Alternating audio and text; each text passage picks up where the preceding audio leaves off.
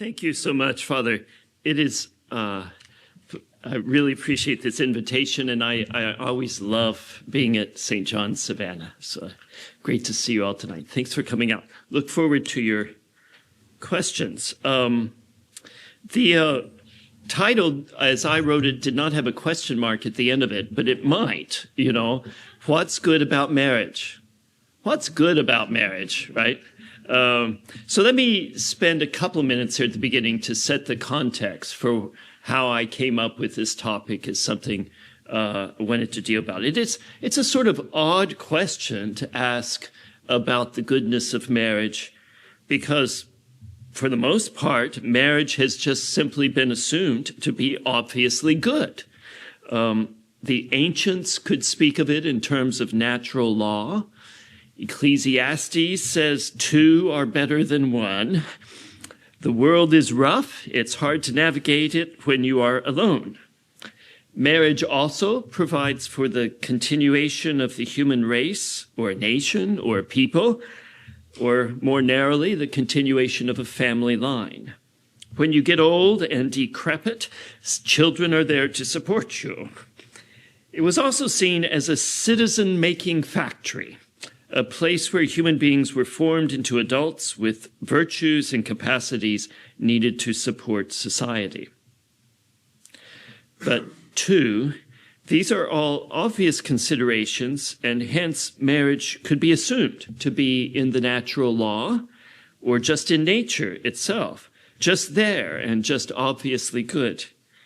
But it is widely questioned today, widely unpracticed, as is attested by many a sociological datum.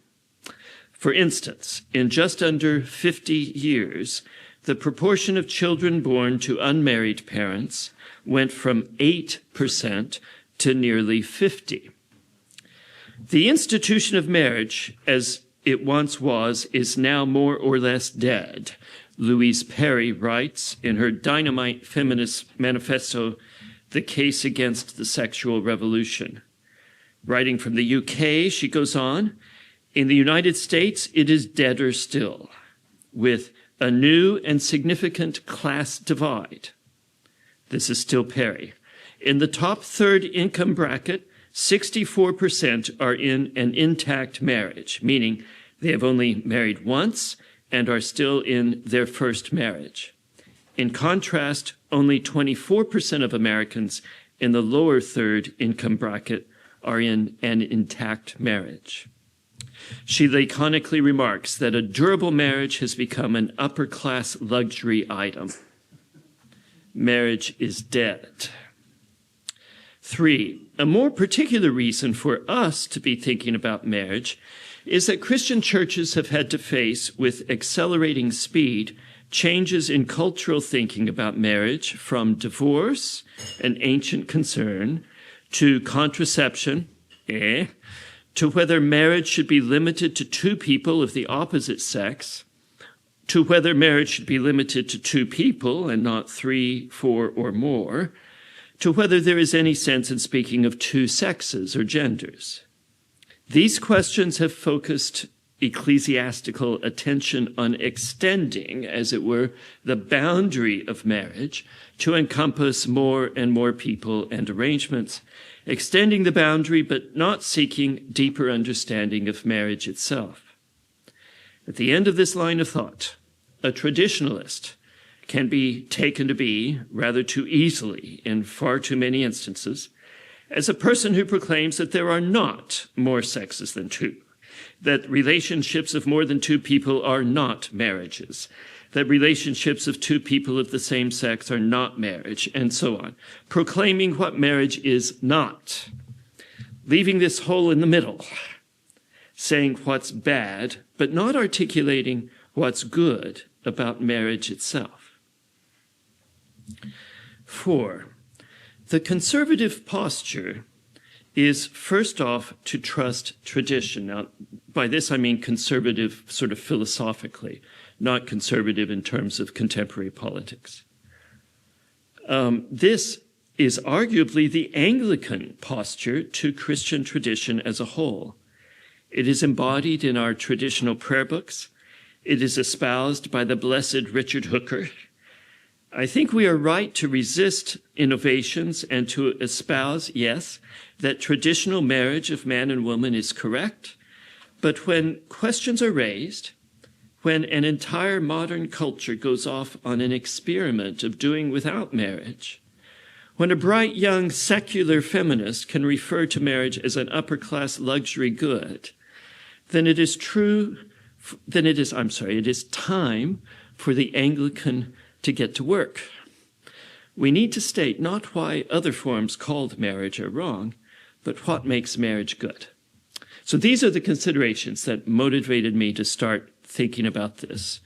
And about a year ago, I talked with the Bishop of Tennessee, John Bowerschmidt, saying, might there be a book in this? And he said, yes, and we should do it together.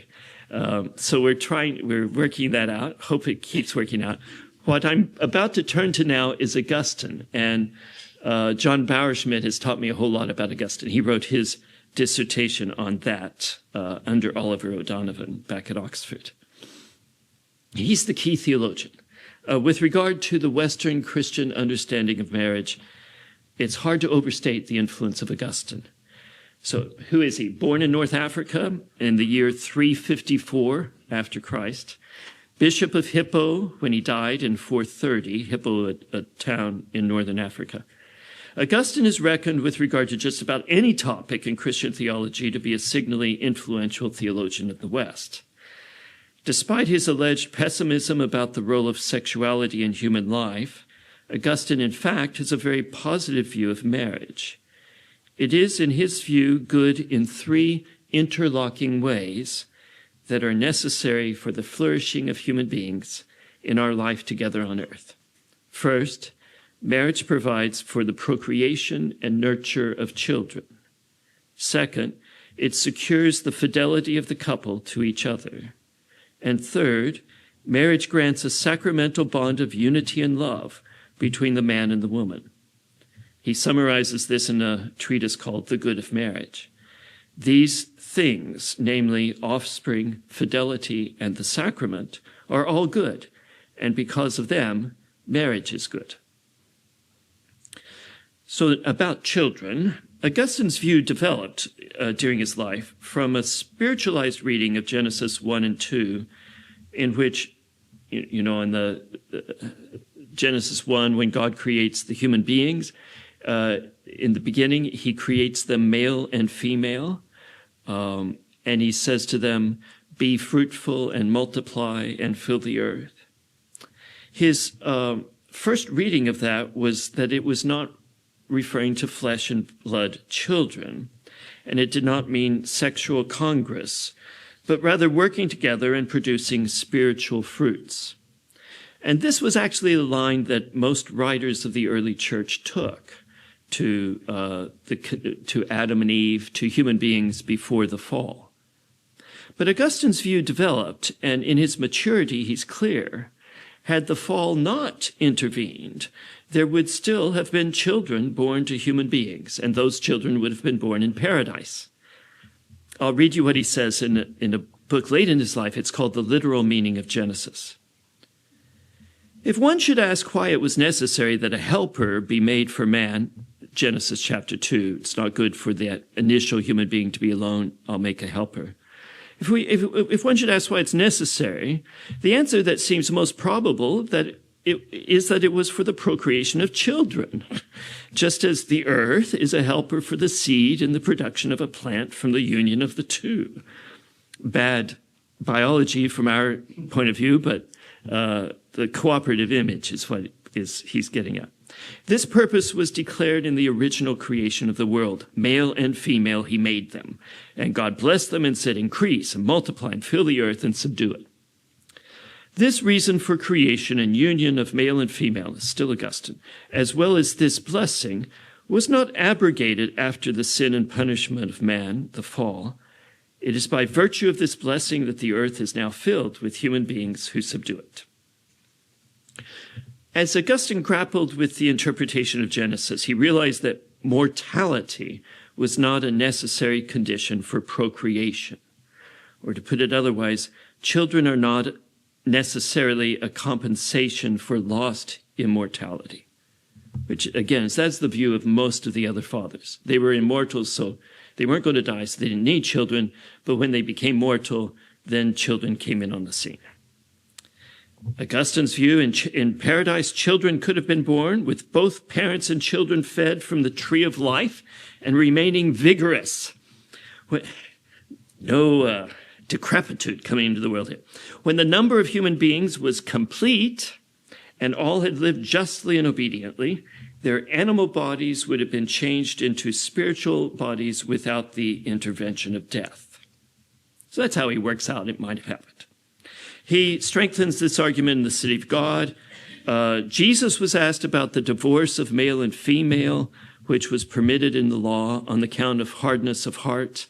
Jesus' reply, Augustine notes, quote, did not concern the spirit which commands and the flesh which obeys, or the rational mind which rules and the irrational desire which is ruled, or the contemplative virtue which is superior and the active virtue which is subordinate, or the understanding of the mind and the sensation of the body. Now, all these are different ways that people were interpreting Genesis 1 and 2 spiritually back then. No, Augustine says, when the scriptures say from the beginning God made them male and female, it means human beings of different sex. And this is the general sense of all scripture. So that's Augustine. Just a very little bit on what he says about the goodness of children. More broadly in Scripture, we see the goodness of children. I would say it about, first, the standing of children with Jesus. Children, of course, are dependent for the first several years of their life, but they are never simply dependent. They have a standing that is their own within the body of Christ. This, too, is part of their goodness. The Gospels suggest that Jesus had a special feeling for children. He was attentive to them. He was present for them. Jesus uses a child to correct his disciples when he caught them ranking and measuring each other in terms of who was the greatest. He sat down and called the child to come to him. Note that a child was there. There were always children close to Jesus. He calls this child and he puts his arm around him. Now you picture it. Jesus is sitting and the child is standing beside Jesus and Jesus has his arm. So they are equal in height in this picture. And Jesus makes the point. To understand what he is saying, he says, we have to become like a child. Not childish, not sentimental, but humble and open. The visual of the scene is that the child and Jesus are on the same level, and precisely there, in Jesus' humility, is his authority and power. His authority in the midst of this world, even when the world is hard, cruel, and brutal. Jesus' authority is all tied up with his humility. We all know children can be difficult. They can die, they can rebel, they can break their parents' hearts. But the light of Jesus shines in the midst of hard times with children, testifying that although children can be hard, they are never only hard. That's because in some manner, Jesus is sitting there and the child is standing beside him, and he has his arm around the child, and he says, this is a complete human being, just as he is. Now, the second one is Jesus and the little girl. This is in St. Mark chapter 5, starting at verse 22, and it's got parallels in Matthew and Luke. There's Jairus, a leader in the synagogue, who comes to Jesus with urgency, saying that his little daughter lies at the point of death, and prays Jesus to come and lay thy hands on her, that she may be healed and she shall live. But before Jesus gets there, the girl dies. Jesus nonetheless goes to the house. There they find a tumult of weeping and wailing, a crowd. Jesus asks why they are making such a fuss, telling them that the child is not dead but sleeping. Of course, she really is dead. Jesus is not saying that the report of her death was in error, but he is saying that her death will not turn out to be the last word about her. When the narrative gets to the miracle, it's done with great simplicity, and that's always true of Jesus. With the girl's father and mother and just a few disciples, he goes to where the girl is lying and takes her hand.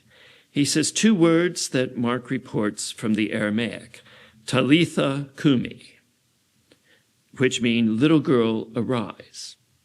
But St. Mark says, he says Talitha Kumi, which means, damsel, I say unto thee, arise. So in the translation Mark gives, he inserts additional words, which are not there in the Aramaic, I say unto thee. He also slightly changes the word for the little girl to damsel, or that's King James uses damsel throughout, but there's a change in the Greek there to a word that often means a maiden.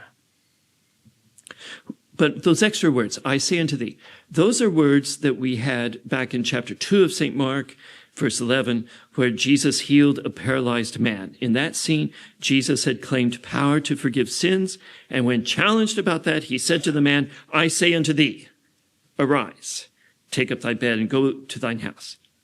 Thus, earlier it was shown that Jesus has authority over sins. Here, the same words emphasize his authority over death.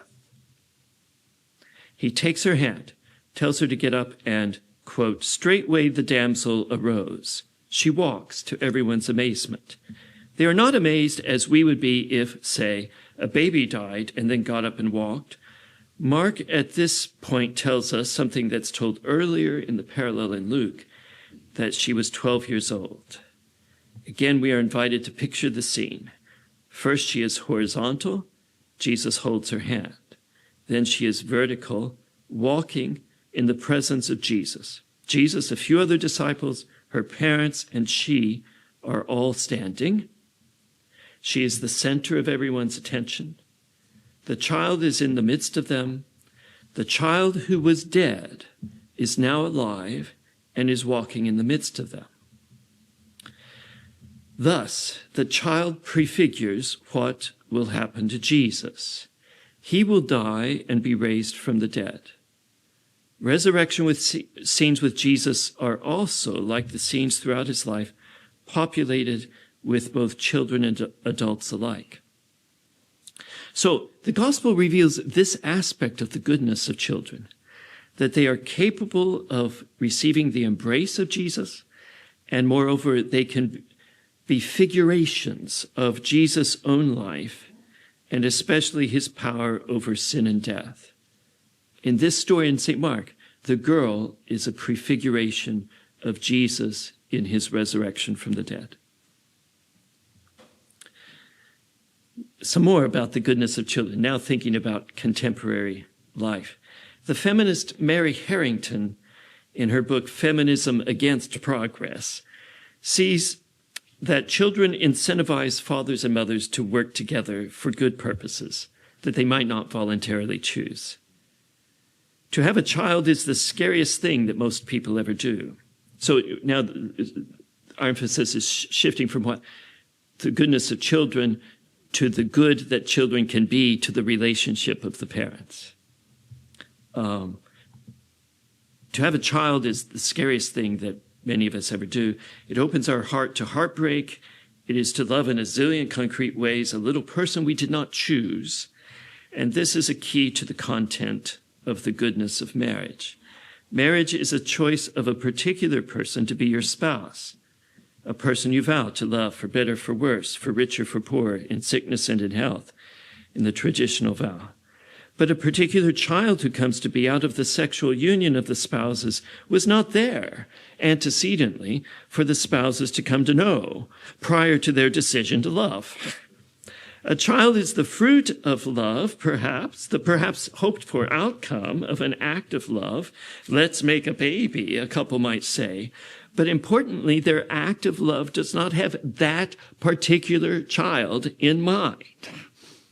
It's a commonplace of moral teaching and yet a profound truth that parents must learn to love their children before they learn who their children are. See, you learn who your spouse is, your potential spouse is first, and then you love, you get married. Children's the other way around. With children, love comes first. This is a good of marriage, and it runs deeply against cultural trends. We want to be intentional in all things that it is possible to be intentional in. We want to be the authors of our own lives. We do so in many ways, including the important way of choosing whether and whom to marry.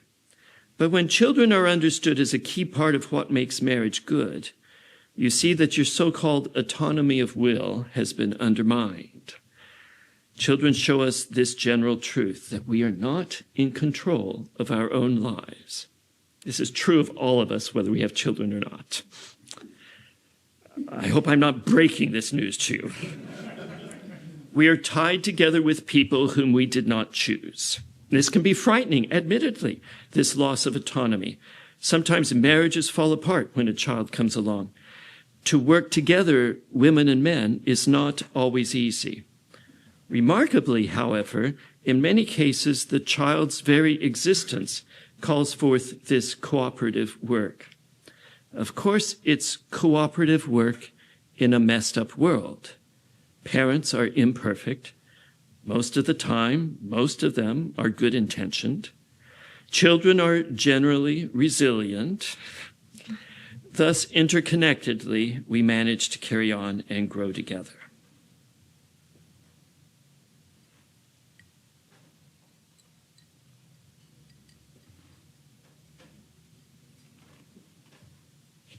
So, with me so far? Come on. All right. Second good, and the other two goods I won't take so long with. But the second good that Augustine has, he calls fides. That's the Latin word for faith. We could say fidelity. We could also say friendship. In marriage preparation, I try gently to inquire along the way whether the couple intends to have children, if, of course, the woman is of childbearing years. And then I'll ask, what if children don't come along? I have a pastoral goal with that question. That's to help them see that their marriage will be no less a Christian marriage if, being open to children, none are conceived or make it to birth. I want them to know that in such cases, they do not need, they have no moral obligation to seek high-tech help in having a child. We should not think of our children as products that we have engineered into existence. The Christian teaching through the centuries has been that marriage is no less real if no children come along.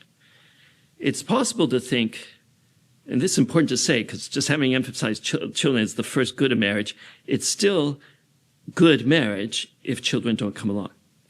Now, you could think that this teaching doesn't make sense. One could acknowledge that marriage is necessary for children's well-being, but once the children are mature, or to our point, if a couple marries but no children come along, why should the marriage continue? The existence of children could supply a reasonable ground to proscribe divorce, say.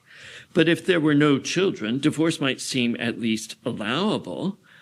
And if children were in some situation necessary, if you need children because you believe the Messiah is going to come someday, then it might seem good for childless couples to dissolve and repartner as they can so as to increase the number of children in the world.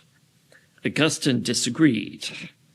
He wrote in that book, The Good of Marriage, "Marriage does not seem to me to be a good solely because of the procreation of children, but also because of the natural companionship between the two sexes.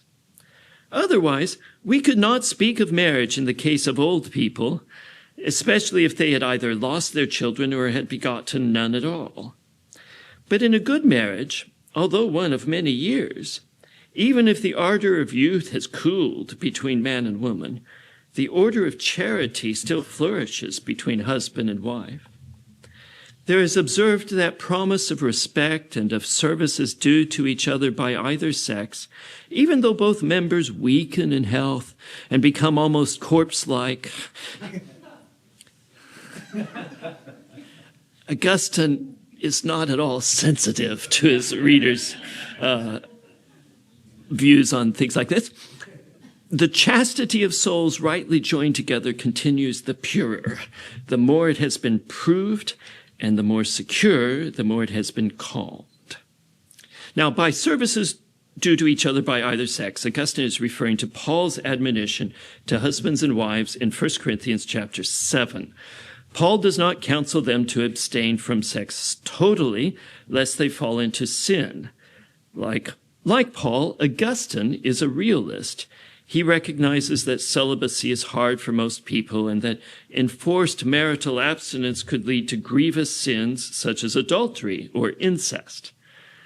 A scholar of marriage, a philosopher, John Whitty, writes, Augustine focused especially on the need for sexual fidelity between husband and wife, and in doing so, he highlighted the equality, the mutuality, the reciprocity in love of husband and wife. This is Whitty's summary. Marriage gives husband and wife an equal power over the other's body. And Paul is talking about that in 1 Corinthians 7. An equal right to demand that the other spouse avoid adultery, and an equal claim to, quote, the services due to each other. For the sake of what Augustine called the larger good of continence, couples could and should maintain active sexual lives even if procreation is not or is no longer possible. In short, for Augustine, as Whitty observes, it is better to remain sexually active than to court the temptations of lust and adultery. Now, Augustine is a realist. He knows the difficulties of life. Marriage is a hard knot that should not be unloosed, even if the couple proves barren, or if one spouse strays into adultery, or loses sexual or physical capacity. The marital good of fidelity calls for acceptance of barrenness, forgiveness of fault, and reconciliation to the inevitable fragility and erosion of age. Now, folks like us, modern folk, may find it slightly difficult, or more than slightly, to recognize how positive this teaching of Augustine's and St. Paul's is.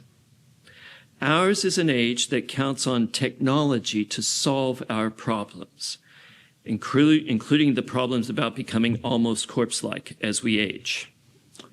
Although it is not for Augustine the highest good, nonetheless, for married couples to seek sexual intercourse is a good thing.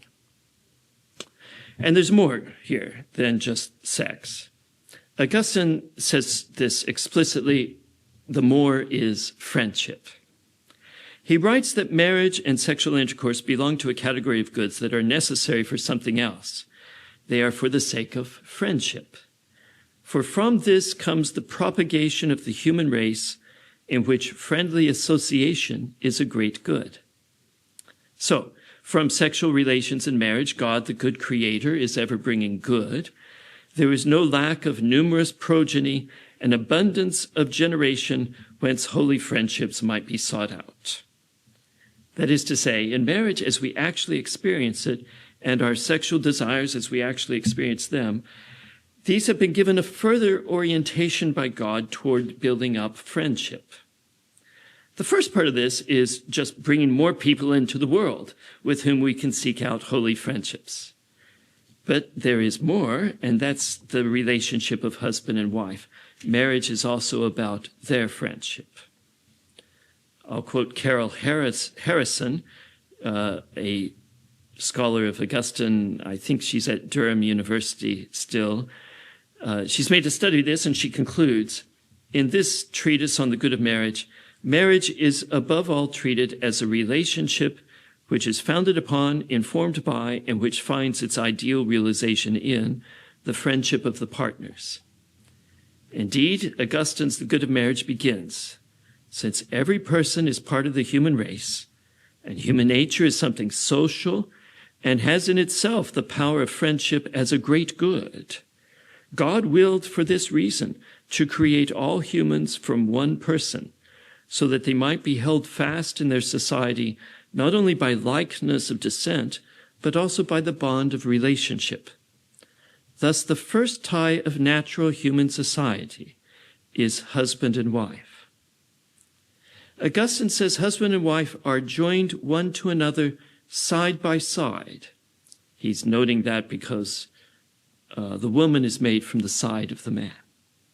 They're joined side by side. They walk together and look together where they walk.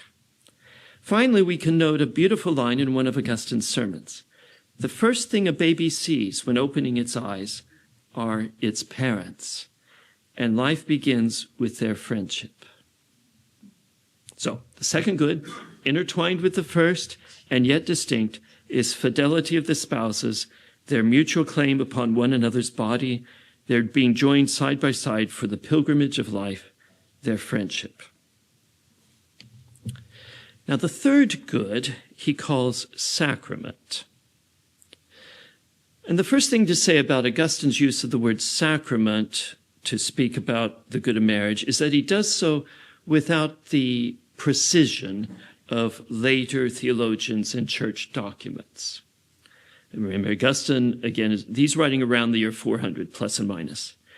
It's only in the year 1563 that the Council of Trent, the Roman Catholic Church, response to Protestant reformers, established the number of sacraments at 7 and made marriage one of them.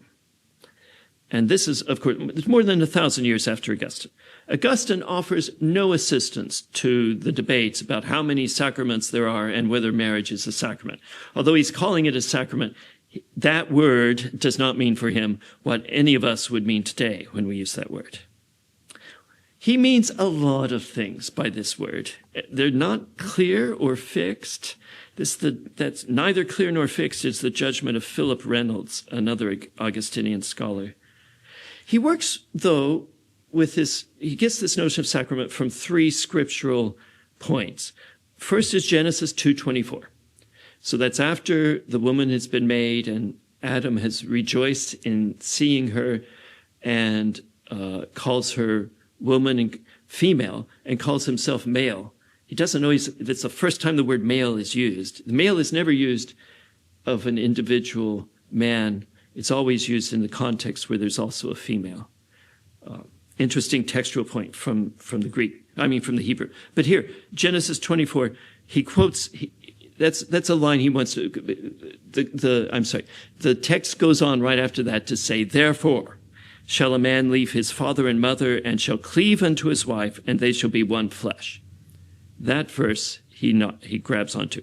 The second is Matthew 19, verses 5 and 6, and parallels, where Jesus quotes that, Genesis 2:24, and then Jesus adds, wherefore they are no more twain, but one flesh. What therefore God hath joined together, let not man put asunder. And third, and most decisive, is Ephesians chapter 5, verses 31 to 33, where Paul quotes that same Genesis verse, and Paul then adds, this is a great mystery. And the word, Paul's writing in Greek, but that word that he uses in Greek, mysterion, is translated into Latin as sacramentum in the Bible that Augustine had. So he gets his actual word there from Ephesians 5, verses 31 to 33. This is a great mystery, but I speak concerning Christ and the church. Nevertheless, let every one of you in particular so love his wife even as himself, and the wife see that she reverence her husband. So primarily, sacrament in Augustine's sense refers to the union of Christ and the church, his bride. Then secondarily, the word refers to the union of husband and wife, which is like a small picture of that. It shares, it's never for Augustine a picture of that, but it shares in the notion of inseparability. So there's something going on here that's more than just fides or fidelity, friendship. Augustine uses terms like a covenant bond of covenant. Between Christians, marriage bears a kind of sacred bond. It's real, it persists, regardless of children or separation or subsequent marriage. Now, what I want to do with this is to use it to place marriage in a significant, grand context that's greater than itself. And that's what Augustine is doing with Ephesians, Christ and his church. That's kind of a grand context within which to consider marriage. This grand context, I want to say, has multiple aspects, and I'll mention just a few, both in Augustine and then in later Reformation and prayer book tradition. Augustine says that each household is the beginning or at least part of the city, and it thus ministers to the greater society of which it is a part. At the same time, the household has the capacity, through true worship of the one and only God, to resist forces that would elevate earthly cities to dominating status. So it builds up the city, but it also has a sort of autonomy where it can resist the city when the city usurps the place of God. Each marriage is a miniature society. It exists for the good of its members, also for the good of the larger societies in which it exists. This has been a traditional, distinctive feature of Anglican theology. Robert Cleaver in 1598 wrote that each particular marriage is a little commonwealth. By the good government, whereof God's glory may be advanced, the commonwealth which standeth of several families benefited, and all that live in those families may receive much comfort and commodity. And before Cleaver, Thomas Beacon, he was a chaplain to Archbishop of Canterbury Thomas Cranmer, claimed that part of the divine purpose of marriage was to maintain, preserve, and protect the commonwealth, and also set forth the glory of God, of nature, and of man. And he wrote in a sort of breathless sentence that by marriage, quote, many noble treasures chance upon us. Virtue is maintained. Vice is eschewed. Houses are replenished. Cities are inhabited. The ground is tilled. Sciences are practiced. Kingdoms flourish. Amity is preserved. The public weal is defended. Natural succession remaineth. Good arts are taught. Honest order is kept. Christendom is enlarged. God's word promoted. And the glory of God highly advanced and set further. From such language, it's hard to see any part of society that is not improved and sustained by marriage. In our prayer book tradition, we see that marriage is conceived as a social event, the marriage ceremony. It's not a private ceremony. Its purpose includes the strengthening of the community of the church, and its being contributes to the well-being of the commonwealth. The early prayer books, in their opening speech, dearly beloved friends, in the early books, they articulate God's intentions for matrimony, and there are 3 of them, and they correspond more or less to Augustine. This is from the 1548-49 book, the very first book of Common Prayer. What are the causes for which God ordained marriage? One cause was the procreation of children, to be brought up in the fear and nurture of the Lord and praise of God. Secondly, it was ordained for a remedy against sin and to avoid fornication, that such persons as be married might live chastely in matrimony and keep themselves undefiled members of Christ's body. Thirdly, for the mutual society, help and comfort that the one ought to have of the other, both in prosperity and adversity. Just a quick final comment about the commonwealth of marriage today. As Father Jameson said, I got to be at St. Thomas for a bit over a decade of my life. I was theologian-in-residence under its rector, Father Andrew Mead, who called me there. The only time in my life I've been headhunted. There was. And I got to know the way he thought in many things. And I know that in marriage preparation, he would encourage couples to consider having read at their ceremony John chapter 2, the wedding at Cana of Galilee. It's not, for some reason, the 1979 book. It's not one of the options that's there. It strikes me as a beautiful thing to do, and I think Susan and I had it read, but I could be telling you lies on that point. But you know that story about this. about the wedding. In his homily, then, at the wedding service itself, Father Mead would typically speak about the wine running out, which happens in that story, as you may recall. And Jesus fixes the problem, right? He would speak about the wine running out, about the embarrassment we feel when our guests are not provided for, and the possible symbolic meaning of wine running out as a married life that goes on for a while and then falls short of being satisfactory. There are probably married folk in the congregation at any wedding who feel just that the wine of their marriage has run out. At Cana, Jesus provides what is needed, causing the water to turn into wine. It's very good wine, better than they started with. It is remarked upon. People say, although it is late in the feast, you have saved the best wine for now. Father Mead would then say, wasn't it good that they invited Jesus to their wedding? So the presence of Jesus, the wider commonwealth, something that can resist the state when it usurps God's place and yet contributes to good citizenship. This is the third good of marriage, intertwined and yet distinct from the faithfulness of the couple and their children. Thank you, Father. Thank you all.